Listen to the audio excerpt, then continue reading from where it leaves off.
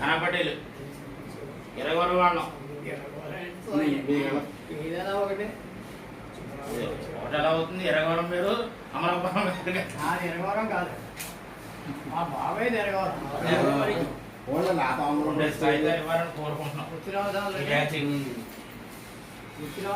అక్కడ సభకి 1,00,000 ఇచ్చారండి. 1,00,000 రూపాయలు ఇచ్చారు. వీళ్ళు అక్కడ అందరికి ఇస్తారు. సభకి 1,00,000 ఇచ్చారు. అయినా ఇంట్లో ఇస్తున్నారు.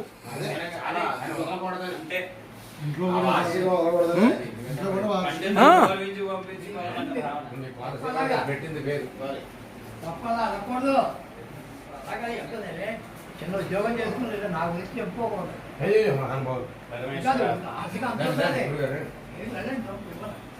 అలా కాదు, అలా చూసుకోండి, తీసుకోండి.